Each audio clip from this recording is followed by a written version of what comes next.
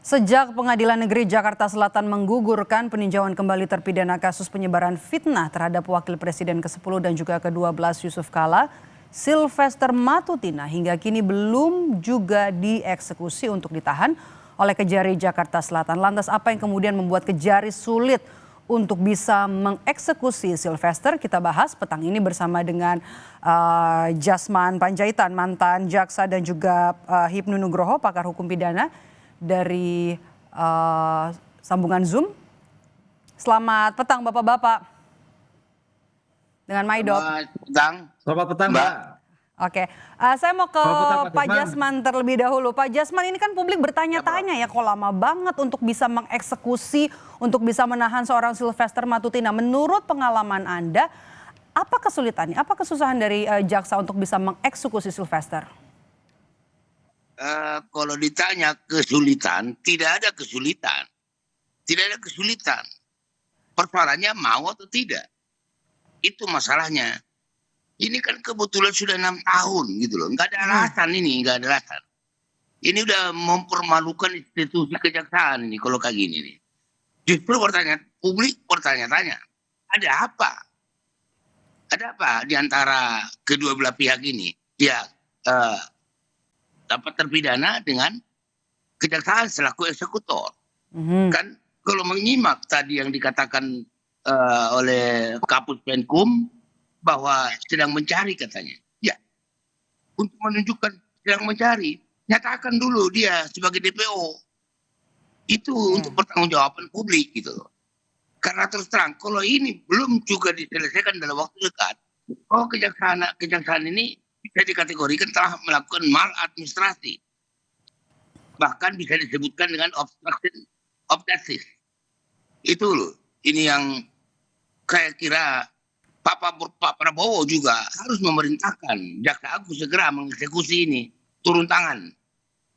Ini udah nggak bisa diterima oleh akal sehat, apalagi orang-orang yang mengerti hukum.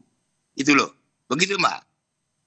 Jadi menurut Anda apa kemudian PR jaksa, dan kalau misalnya nih ya Pak, untuk proses eksekusi apa yang kemudian jadi kendala di Kejari? Ya, kalau betul seperti alasannya tadi bahwa itu tidak sedang dalam pencarian, itu tadi nyatakan sebagai DPO, kirimkan kepada instansi lain, penyidik dalam hal ini, termasuk juga ke instansi lain, imigrasi, untuk mencegah dia jangan sampai dia pergi kemana-mana. Itu ada beberapa hal yang harus dilakukan oleh kejaksaan dalam hal ini, jaksa Kejari Jakarta Selatan. Ya, yang seperti yang tadi saya katakan, seharusnya Jaksa Agung memerintahkan memerintahkan demikian ke Kejari Jakarta Selatan gitu. Begitu, Mbak. Oke. Saya mau ke Prof. Hipnu. Prof. Hipnu, tadi kan Pak Jasman bilang ya tidak ada alasan, kemudian tidak ada kesulitan, bahkan juga ini melihat niat dari kejaksaan begitu ya untuk bisa mengeksekusi seorang Sylvester Matutina. Prof. Hipnu membacanya seperti apa melihat proses hukum dari kasus Sylvester ini? Ya, kalau kita lihat dari proses hukumnya, hukum itu kan harus selesai. Istilahnya litis finire opertit. Jadi kasus Sylvester secara hukum selama 6 tahun itu tidak selesai. Dalam hal ini adalah kalau kita lihat dalam suatu sistem peradilan pidana, adalah permasalahannya di pos adjudikasi. Siapa eksekutor, siapa kejaksaan. Oleh karena itu, hal ini tampaknya bagian tamparan dari suatu negara, kejaksaan, untuk tidak bisa melakukan eksekusi. Ini yang jadi problem. Oleh karena itu, kita harus juga bisa memberikan target, kan itu. Kapan? Tahun ini atau tahun depan? Karena yang saya takutkan gini Pak Jasman, ini ada sesuatu yang menutupi. Tapi kalau menutupi ini tidak bisa masuk obstruction of justice, kan itu. Karena ini perkara sudah selesai. Yang jadi problem, seandainya ini pinter, ini menjadi nanti sebagai daluarsa penuntutan. Pasal 84 KUHP. Kalau sampai daluarsa penuntutan, berarti negara kejaksaan tidak dapat melakukan itu. Itu yang lebih parah dalam suatu pengungkapan ini. Oleh karena itu Mbak, kalau bisa segera jam intel seluruh Indonesia mencari Sylvester dengan DPO yang ada. Karena tadi Pak Jasman, ini bagian taruhan negara. ini bagian taruhan kejaksaan.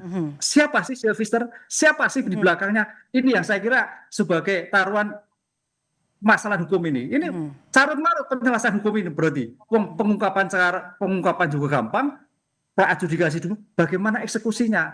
Ini Mbak, ini suatu tamparan muka bagi kita, bagi orang hukum, orangnya biasa, kasusnya sudah 6 tahun yang lalu, kenapa tidak bisa dieksekusi? Ini suatu yang saya kira menjadikan titik nadir dalam suatu pengungkapan perkara dalam mencari kepastian hukum suatu eksekusi.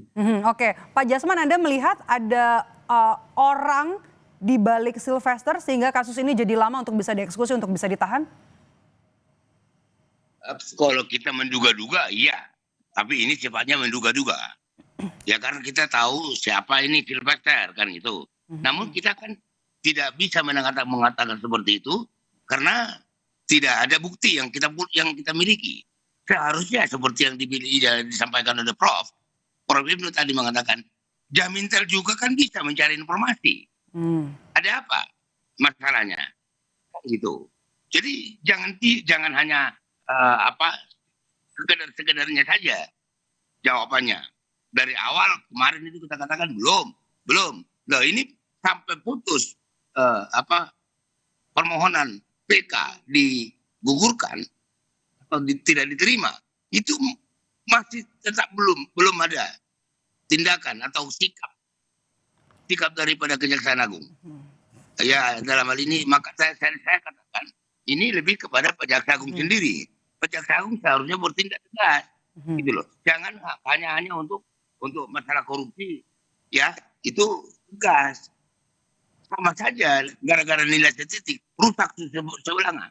Apapun yang dilakukan oleh kejaksaan di bidang tindak pidana korupsi, kalau ini tidak tuntas, memalukan juga, sangat-sangat memalukan kejaksaan. Oke, Prof Ibnu, ini konsekuensinya kalau sudah seperti ini berlarut-larut, kemudian apa konsekuensinya? Kemudian siapa yang bisa mengawasi jaksa, kemudian juga mengawasi kejaksaan, yang menegur kejaksaan untuk bisa segera mengeksekusi Sylvester Matutina? Ya, sekarang kan kejaksaan kan diawasi oleh Komisi Kejaksaan. Saya kira Komisi Kejaksaan harus betul hadir, memantau dari hari ke hari. Karena ini pencarian sebetulnya dalam hal ini juga sulit-sulit juga gampang-gampang, Mbak. Karena jangan sampai ini menjadi Harun Masiku yang kedua, kan itu loh. Karena ini kan kalau kita lihat digitalnya, mungkin bisa loh dengan kemampuan teknologi yang sekarang mengungkap suatu kasus kaitannya teroris, kemudian kasus dengan intelijen yang luar biasa, saya kira kejaksaan mampu. Oleh karena itu dalam hal seperti ini saya kira dengan Pak Jasman hadir itu bagaimana intelijen kejaksaan bisa mengidentifikasi dengan kemampuan IT-nya, di mana posisinya, di mana gerakannya. Saya kira nggak sulit ini, karena tampaknya masih di Indonesia, kan gitu Mbak. Dan ini menjadikan taruhan kewibawaan hukum negara. Khususnya tadi Pak Jasman, kewibawaan eksekusi, kewibawaan kejaksaan yang merupakan cermin. Kita ingat tuh, Presiden mengatakan bahwa kejaksaan adalah cermin penegakan hukum Indonesia. Lah, sebagai cermin penegakan hukum Indonesia, masuk eksekusi Sylvester nggak bisa. Ini suatu yang luar biasa. Ini kewibawaan runtuh yang saya takutkan nanti setiap kali penilaian oleh tokoh-tokoh politik bisa kita jatuh hanya gara-gara satu orang ini. Padahal kita reputasinya kejaksaan sudah tinggi terus, nomor 2 setelah TNI. Lah, kalau ini ada suatu penilaian masyarakat publik, wah bisa rontok ini. Lah, oleh karena itu sepakat kita sama-sama seluruh Indonesia kalau perlu difoto Mbak, dipapar di mana-mana biar masyarakat bisa ikut serta. Lainnya kan masyarakat ikut serta dalam rangka mencari Sylvester. Kita tunggu nanti kapan kejaksaan bisa memproses atau juga mengeksekusi seorang Sylvester Matutina. Terima kasih sudah bergabung bersama kami, Pak Jasman Panjaitan dan juga Prof Ibnu Nugroho. Oke, baik Pak Jasman, singkat saja. Iya, singkatnya seharusnya Komisi 3 juga bisa memanggil Jaksa Agung terkait masalah ini. Kasus-kasus remeh-temeh pernah dipanggil oleh Komisi 3. Jadi DPR bisa mendorong. Aparat kejaksaan yang tidak indisipliner. Ini kan juga kan bisa dipanggil Komisi 3. Baik. Oke, Komisi 3 DPR juga bisa ikut untuk bisa mendorong eksekusi Sylvester Matutina. Terima kasih sudah bergabung bersama kami Bapak-bapak Jasman Panjaitan dan juga Prof Ibnu Nugroho. Terima kasih, sehat selalu.